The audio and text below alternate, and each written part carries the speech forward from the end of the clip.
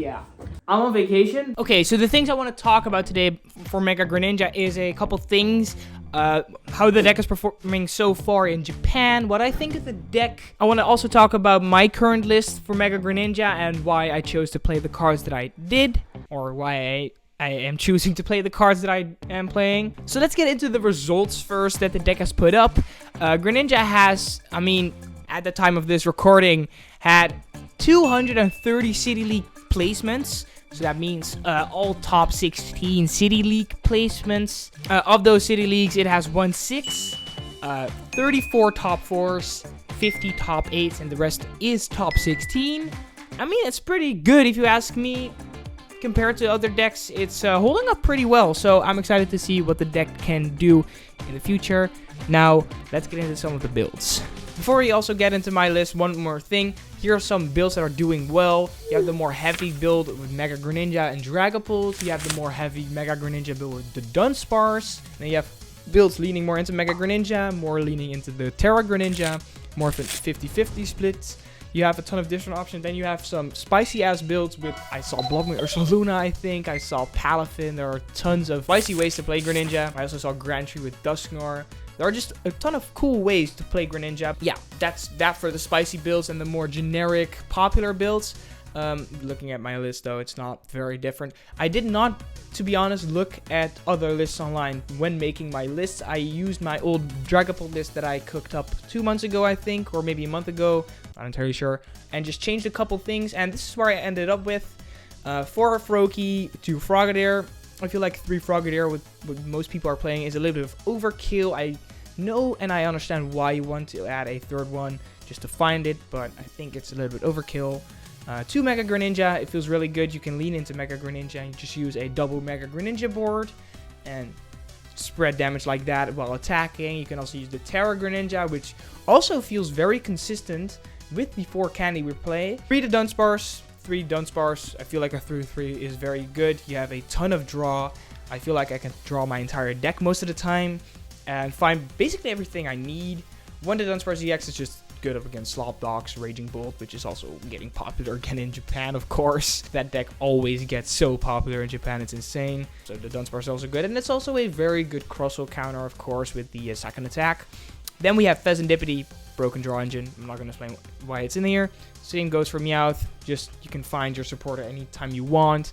I would actually like a second copy in here, but I don't know. With the Dunsparce, I don't think it's that much. It's not as necessary as I previously thought. Then we have Budu. I mean, I want to go second with the deck most of the time. If you go first and you find the energy is also broken, but going second and item locking, I don't know, it also feels really good. I feel like just having that one Budu so you can choose, you know, for depending on what deck you're up against, what strategy you go for is really good. So Budu is here as well. I mean, 4 Lily, 3 Hilda. Hilda is pretty self-explanatory. You can find your Ignition Energy, your Neo Upper. Broken card, you can find the Dunsparce, so you can literally heal for draw 3 and find an energy, which is really good. You can also find your Greninjas, of course. 2 boss, yeah, I mean, with the amount of sniping, I don't think more than 2 is necessary. You have so much snipe potential. I do like a little bit, like, I do think 2 boss is necessary since you have a ton of cool plays with boss a Fez or boss a Meowth and take a double KO with Mirage Barrage, so boss is, of course, always good. I don't think you would need more than 2 though. Petrol is really good. Makes you be able. It gives you an out for Meowth to find a rare candy. That's basically the biggest reason why it's in here. And if you don't start with Lily and you can Petrol turn 1 to find a Buddy Puff, then that could be good. It's also a way to find red card if you really want to find red card during the late game. So I mean, it's also a stadium find or an air balloon.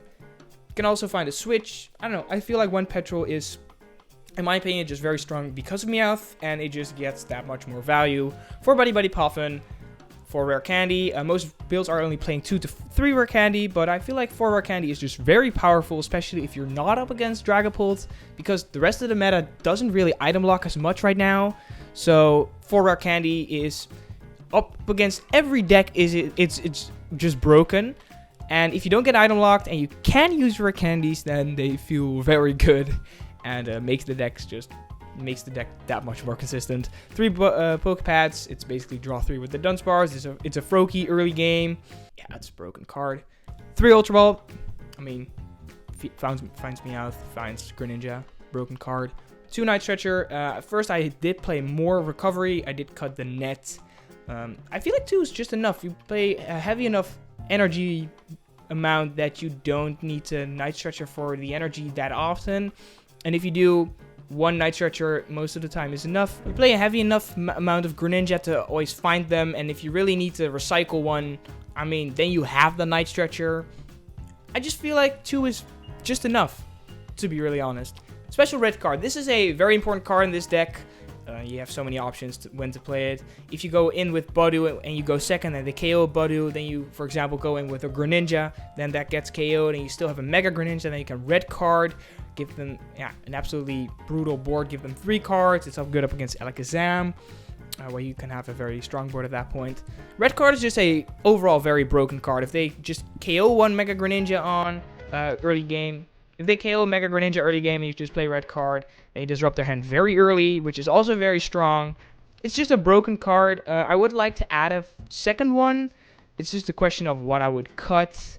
If I would answer that right now, it would probably actually just be an energy or a what card of the Dunsparce line. Jesus, the wind outside. Depending on what you find more important. And then we have Switch. I mean, yeah, this deck needs to switch quite a lot, so Switch is good. Can use it with your Mega Greninja. Retreat Lock is pretty good right now, so just having at least 1 switch is very important. Air Balloon, I mean, you can use it with your Mega Greninja. Same goes for the Switch.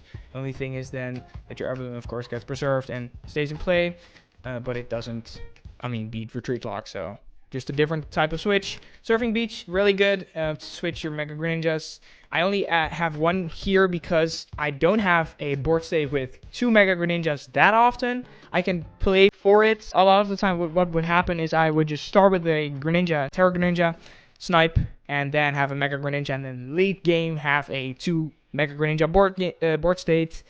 And, I mean, then 1 is just enough. Hopefully the camera is still good. Okay. 7 Water Energy. I feel like this is actually just way more than enough. I saw a lot of builds play 8, and I initially played 6, and I thought that 6 was already pretty good since I was able to find my Water Energy early game, going first, or, I mean, on the first end of the game very easily. So I feel like 7 is just a very good spot for the energy counts. It's easy enough to find early game. It's easy enough to find late game. You don't have to Night Stretcher for it constantly. I don't know. 7 feels really good, and yeah, that's why I'm playing 7 Energy, of course. And then 2 Ignition Energy. I feel like 2 Ignition is just enough.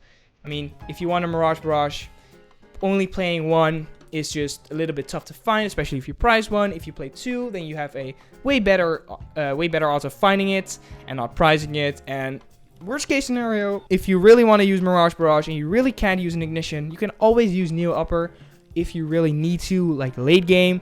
So I feel like 2 Ignition is good enough. And then Neo Upper, I mean, it's really good with Mega Greninja. I did think about adding Grand Tree instead of Neo Upper, but I feel like Neo Upper is just a little bit better. And, I mean, it gives great consistency for Mega Greninja to use the attack early on, later on. Use Mirage Barrage.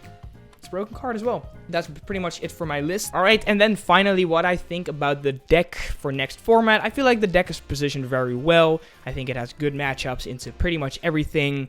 If you have a good board state, I feel like this deck is one of those decks where if you get set up well enough, you win basically up against anything.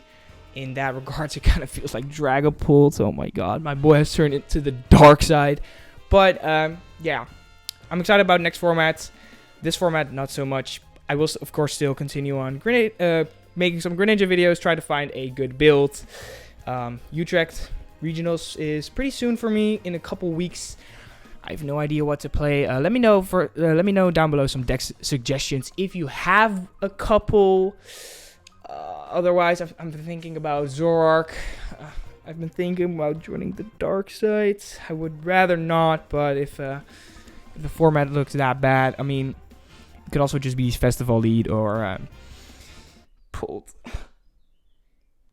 Alright, either way, That will be the video. Like, subscribe, join the Discord. The link's in the description down below. And I'll see you in the next one.